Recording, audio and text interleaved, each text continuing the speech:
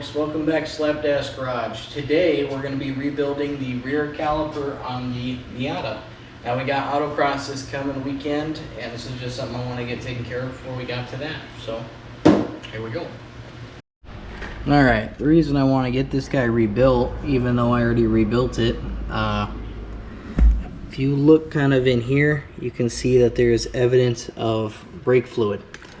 And if we look at like the front wheel, for example, it's just bone dry in there. And so evidently when I rebuilt the rear, and I think I remember this side giving me more of an issue, I didn't get the boots set properly or anything like that, or whatever the case may be. We'll find out when we take this off. So just like changing your brakes, we're going to take the wheel off.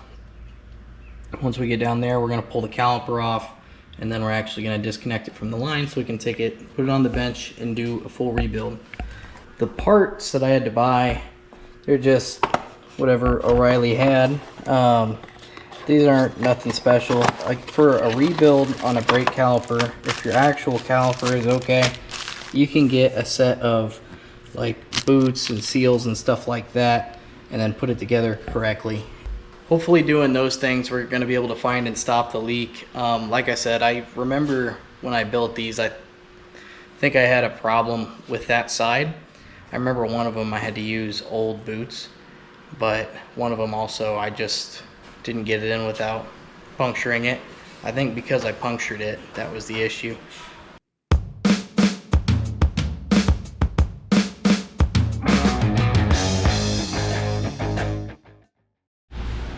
So here's actually a better angle. You can see that we just had a leak on the rear caliper here. And honestly, I've been monitoring it for a while. And see if we can find it. But it really isn't that big of a leak.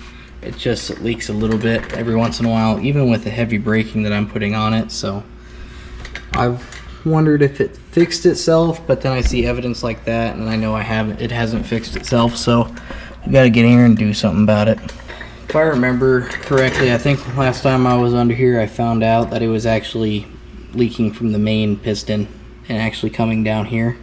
So yeah, there's brake fluid on my finger, if you could see that just by rubbing here, which stinks because brake fluid is, you know, it'll take the nice silver paint right off. I'm gonna take this apart. We're actually gonna take it off from here and let it hang and drain a bunch of fluid on the ground, or I can go get a tote or a bucket or something, but that's probably a good idea.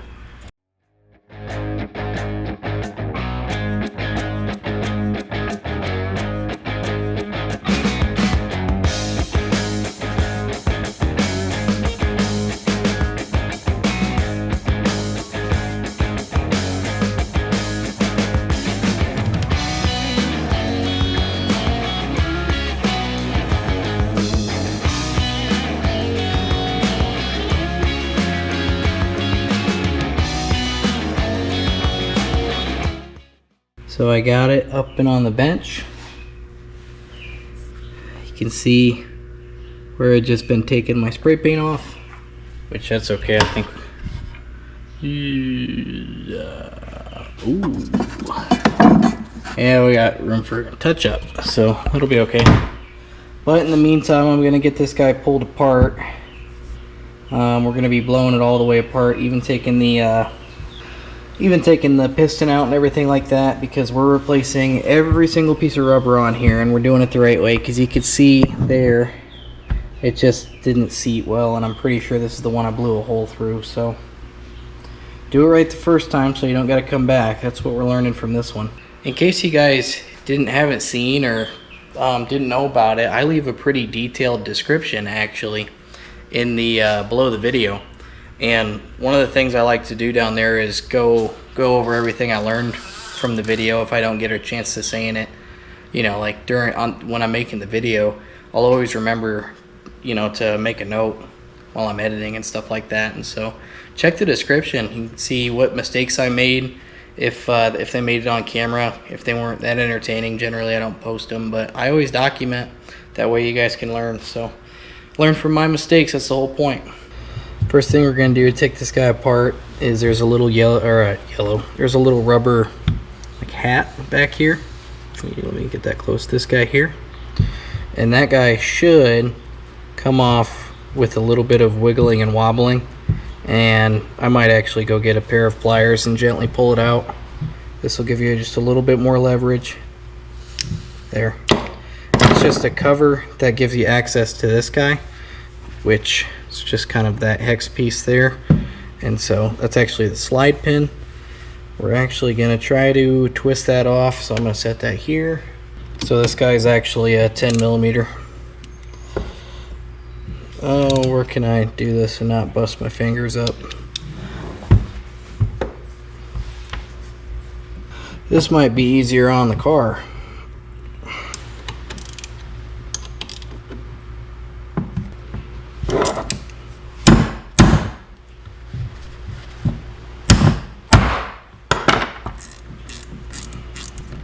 Okay, now you'll see that this boot's actually starting to separate, so once this gets pulled out far enough, start to pull up on it. There it goes. Okay, so what we did was we just took this slide pin. This slide pin's actually got threads that go into this main bracket here, and so when those are disconnected, this swings out. And if you've changed rear pads on the Miata before, you'll know how that works already. I did not keep any of my spring hardware that keeps these pads set in stone, so these guys are just kind of hanging out. I just used a piece of grease to get them set in place, and that seemed to work pretty good, so I'll probably do that again. But after that's done, this guy will actually just pull out, and my stuff's pretty clean because I did a full Flying Miata sells a kit that actually replaced the slide pins on this as well, but because those were brand new, if yours are in good shape, then you'll be okay with just going something like this to replace the rubber. So next thing, we're going to take these guys off. That's pretty simple. We're not going to take this guy off though. You can actually see where that boot's leaking.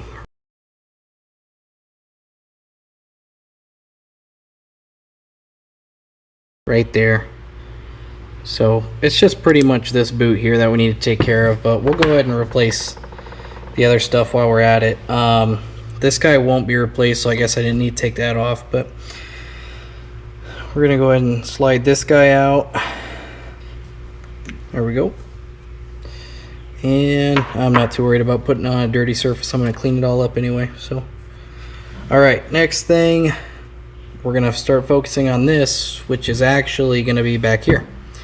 And so you're going to have this nut here, little screw, and I broke this loose on the car. I'd recommend doing the same. Once that's done, if you look down into here, oh wow, that's strange. You can actually, maybe, you can see that Allen hiding back there. And so there's an Allen head back there that actually controls the position of this piston, and it has to do with locking your emergency brake. So later when we put the caliper back on the car, we're going to spin that to actuate this piston until we try our emergency brake a couple times till we get it right where we want it. So, but for now, to get this piston out, that way we can replace the seals, we're actually going to actuate it all the way forward till our piston falls out. See that boot settle back.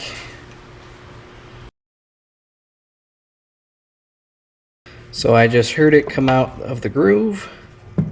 Oh, no, never mind. Yeah, it's starting to run its course now. So I think I should be able to grab this guy, wiggle it around a bit. All right, well, first and foremost, we could probably take this boot out.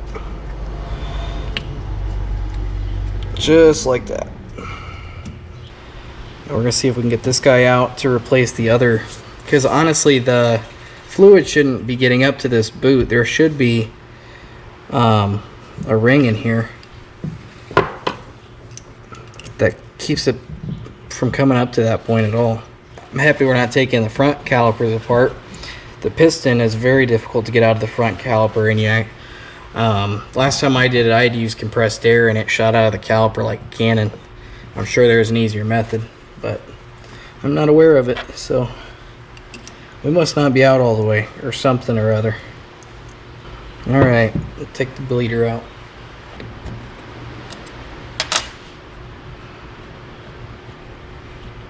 Let's see how that guy held up. Yeah, looking pretty good still. Oh, I know what it is. Duh, we need to take this off first. So without scratching your paint job, you want to take a pair of needle nose pliers and peel. Oh, get a good leverage first. There we go. Peel that back. Spring will come off. This guy will pop right out.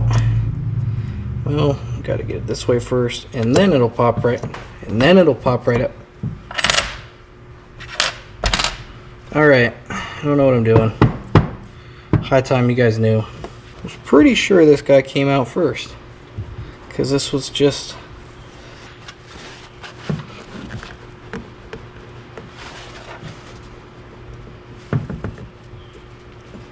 Yeah, it's just a situation where you just have to, you know, just kind of do it. Alright, after that's out, we're not going to do the take apart method where we pull the O-ring out. That's something you definitely can do. But for what we're doing, well, actually, I changed my mind. We're going to do that because we got good seals here too. So there is an O-ring that is, oh, that fell out. That's okay. There's an O-ring down in here. Let's see if we can, if you kind of see that O-ring. Oh, different brightness. Fix that problem. That ring down there we're going to take out with a pair of pliers, and then it's going to allow us to get this guy out, and then we'll continue taking this apart. I had to get a pair of pliers like this specifically off of Amazon. I'll see if I can find the link and put it in the description below. Generally, I don't mind buying tools even if it's a one-off thing, because I've had to use this guy a few times now, and I've been happy I've had it, so it's just one of those things. And I believe it was pretty cheap. But let's see if I can get this. Try to rotate it first. There we go. Yep, and I was just about to say hurry up and grab it before it flies away. Oh. Found it. Now that that's out, I believe, I forget. Yeah, so we can't take that guy out yet. I'm pretty sure though, this guy should, yep, just like that. And this guy is actually two pieces. So I put a bunch of grease on this little rod here. That way it stays in place. And then also to lubricate this gear here. This is actually what is pushing in the piston in and out when we're spinning our Allen wrench. So we want to take this out. There is a seal here that we can replace. I'm going to go ahead and do that because why not? I'm already here. A lot of these seals were brand new for me, but evidently I didn't do a good enough job. So I'm going to just do it right. Redo it all. Do it right the second time. Then this guy should come out. Alright, we're getting close to the end here. And then this is the last one. We don't have replacements for these boots, so I'm not going to worry about pulling those out. Oh, and then last thing. Wait a minute. Something doesn't look right. You're telling, well, maybe. Let's take it out and find out. There's one last seal in here. And you know what? I can feel where that guy did not get mounted. Which I think is where we're having all of our issues. If you guys see the elevation difference right here, that's where we were leaking. So make sure you guys take your time, do this right, because you'll probably have to do it all over again if it doesn't work, like I'm doing now. Alright, I got my pick. Just gonna come in here, take this guy out, and drop it on the paint. I bet you we could reuse this guy, but why would we? Probably reuse most of the stuff, get my money back, but I used a coupon, so I don't want to deal with that process. I'm just going to make sure that these seals are the same size. Here's the good. Here's the bad. They look a little different. Interesting. I think we got a wrong size. Wonder if it'll work better though. I doubt that. Alright. So I'm gonna go back to the parts store and go get the right size. Well, that's gonna hang us up because I had to wait a day to get these. So, and I opened the bag carefully, so they should take it back. Wonder what else is different. Them two guys are the same. Yeah, you can see it right there. Alright, so what I'm gonna do is take this into the store, say this is what I need. Maybe it's not what I need because it was leaking. I don't know, we'll figure it out. Sounds like that's gonna about do it for tonight though. I gotta make some phone calls. Sweet. Alright, so it's the next day. You can't tell because I'm wearing the same clothes because laundry's dirty. Anyway, I got the parts that I needed, and a big shout out to the guys at O'Reilly's. They helped me out quite a bit. It's O'Reilly's on Cornhusker in Lincoln, and I can't say that enough, that they really helped me out and they got me out of a tight spot, because ultimately the car is not in a space now where I can autocross it this weekend. But I'm going to be able to make that goal because of their help, and I seriously can't thank them enough. We kind of went a little bit of an unorthodox route, and I won't go into detail about it. I just don't know if they want me sharing that, but it was great help. That's the O'Reilly's I always go to. I'm happy I go there routinely. So anyway, let's get back to this brake caliper business.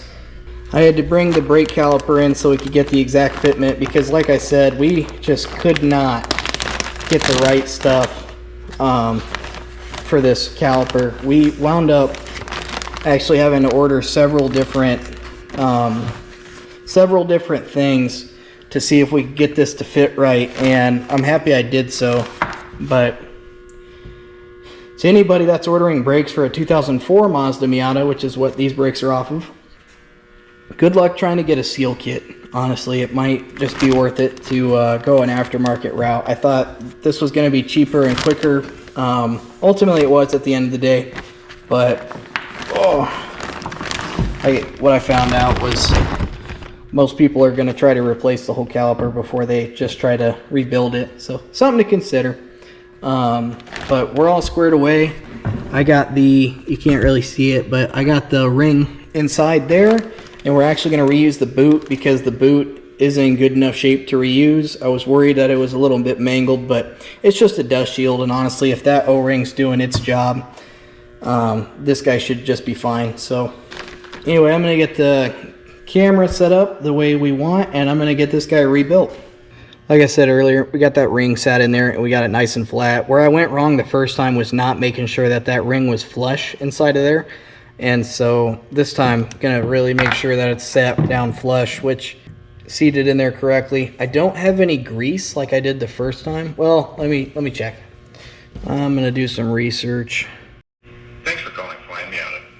Sick. So we got what I need. So what we found out via Flying Miata, Nick at Flying Miata, was this guy specifically is meant for the lubrication for the piston, and then the clear grease, which I don't have anymore, is meant for the slide pins, which these guys are still pretty greased up, so I'm not too worried about that. I didn't wipe it down. And also I've used some other grease that would work fine in this place. I wouldn't recommend, if you are doing this yourself, to just use any old grease, but make sure it's the right kind of grease. Like I said, the important part here is making sure that this guy's lubricated. Something I did right away was put this seal in. So the first thing we're going to want to do is seat this guy in place. Believe me, I know you don't want to put the whole caliper together and then figure that out. How did we... Oh, no. No. Alright, mistake number 49. This got to go in for the piston. Are you really doing it right if you're not doing it twice? Then after we do that, we're going to take the seal around this guy, and we're going to take it out. Oh, it's gone.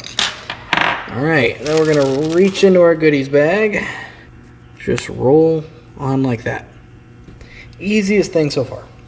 At which point, we're going to make sure there's plenty of grease in here, because ultimately we want this to hang upside down and not fall out. So if it's falling out, save yourselves the stress. There, it had good grease, just not good contact. And do that.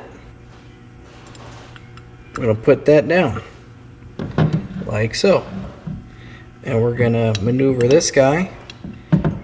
When you pull this back, you should actually kind of see my thumb move.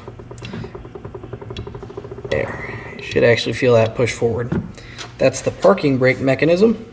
And so basically when this gets pulled back, when you pull your e-brake, this will go forward and it'll actually push the piston forward just enough to lock up the rear brakes.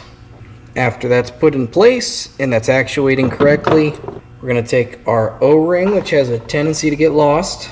We're going to squeeze it a little bit, then we're going to squeeze it a lot, all the way down.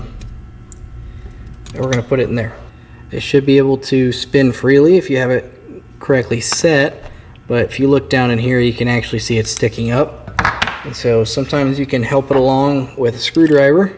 Oftentimes, you just need to redo it. All right.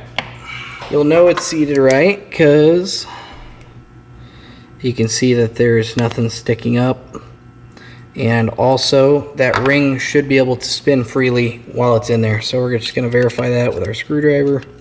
Yep, it's spinning freely, and that ring's just going to make sure that that rod doesn't come out. So we're going to come back here now, clean it up, and then we're going to re-grease it, and we're going to try to spread this as evenly as we can.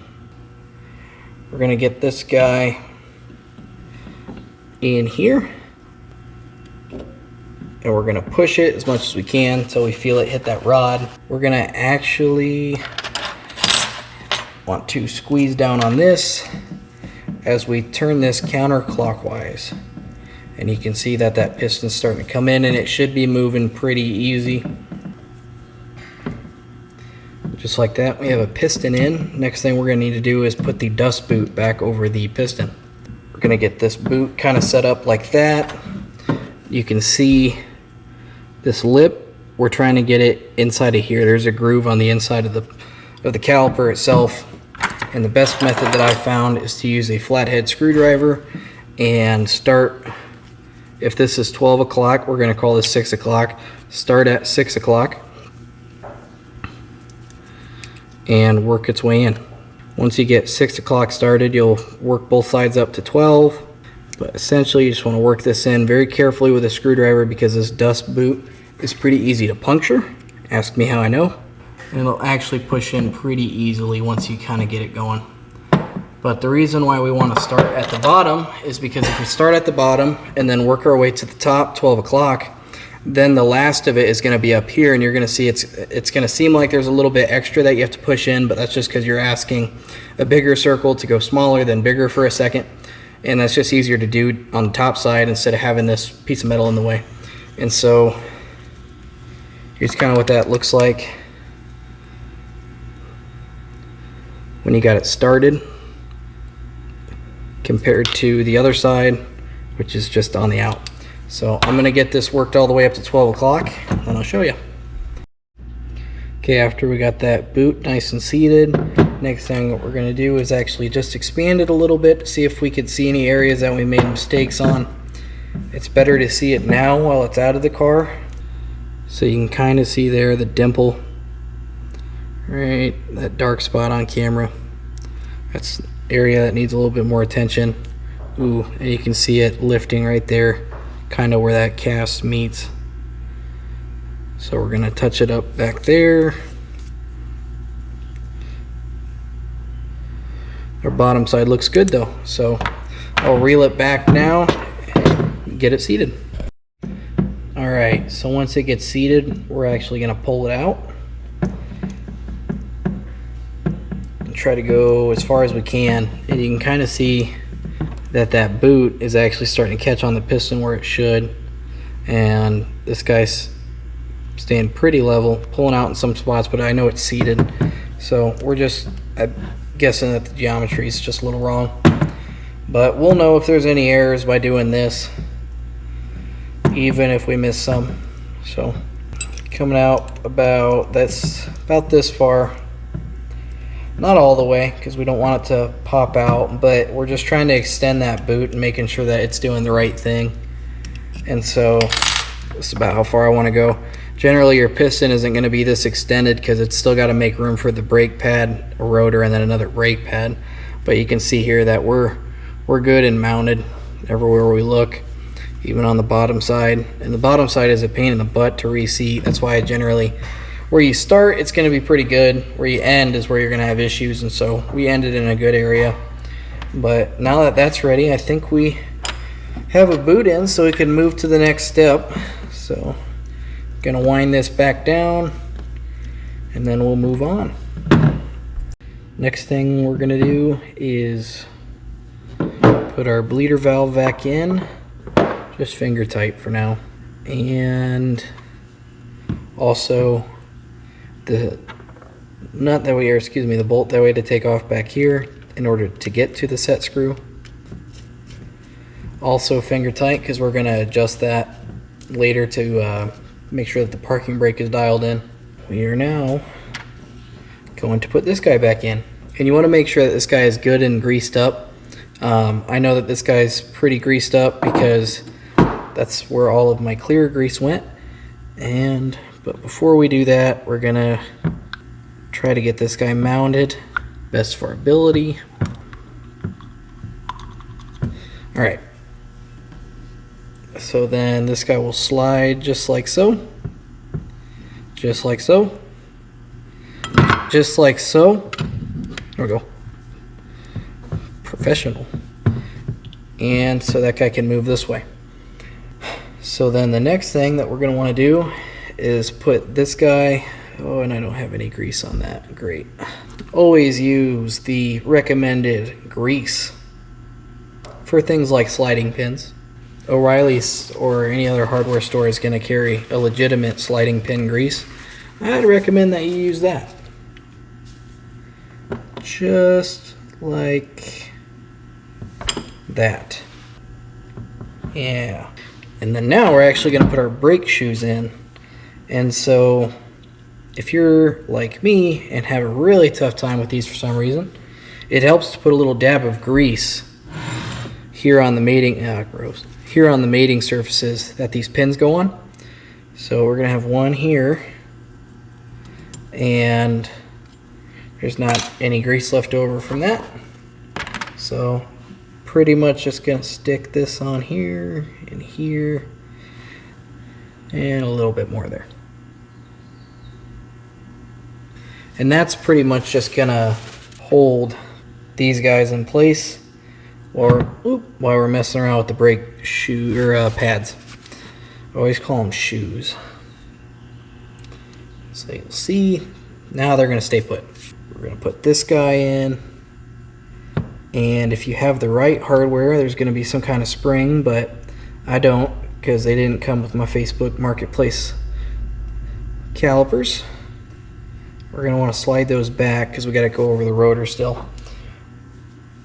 And we're going to do the same here.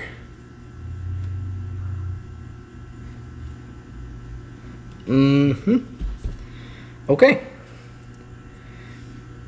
Now this guy can slide down. It's hitting the boot, so we got to slide it a little bit further up.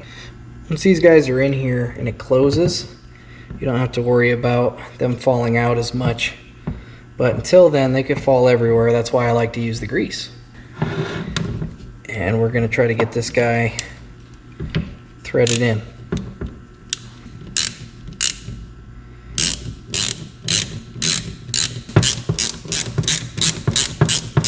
And we're actually going to tighten that up once it's on the car.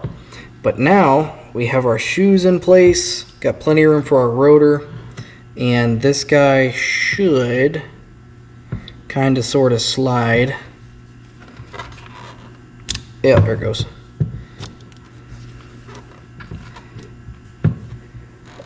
And then you want to make sure that this boot gets mounted to that surface once it's clamped into place like that. Now we got to put our cap back on, which I put under here so I wouldn't see it. And this guy just snaps into place, just like that. And then last thing is putting our spring back on. That way this guy's just not flapping in the wind. So, pretty certain.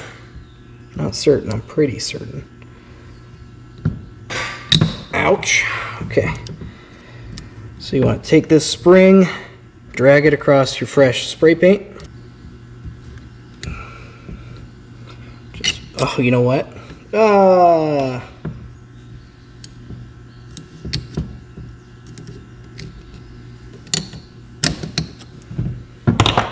Okay. I don't think I'm going to get that to move by hand. It would go this way. Of course. We know that. Yep. That looks right. Now we have an assembled caliper. Let's go ahead and get this guy back on the car then.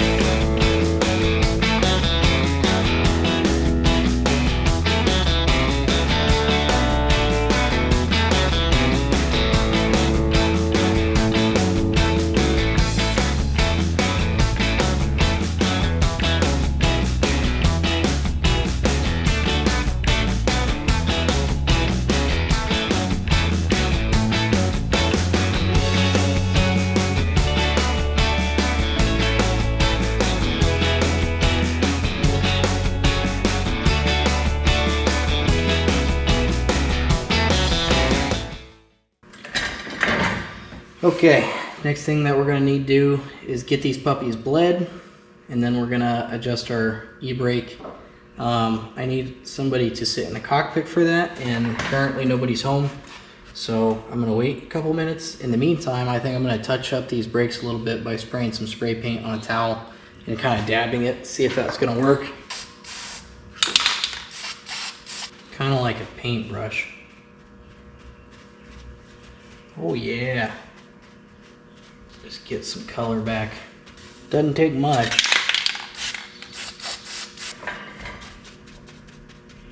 There we go. Not bad for a quick pat down. That'll look good on the inside of the wheel.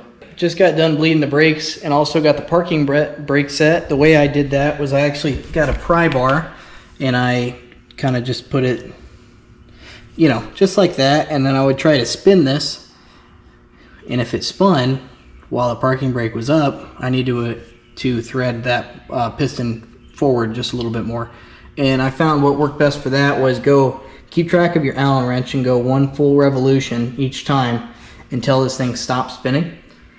And after it stops spinning, then back it off by quarter revolutions. That way you could find exactly where it should spin pretty easily without the brake on, and then it should come to a dead stop when it's done. So with that being said, that's going to wrap it up for the brake caliper rebuild. Stay tuned for this weekend. We got autocross, and hopefully this time we shouldn't have a leaky brake. Not that really slowed us down last time, but anyways, thanks for tuning in. This is SlapDash Garage. Have a good day.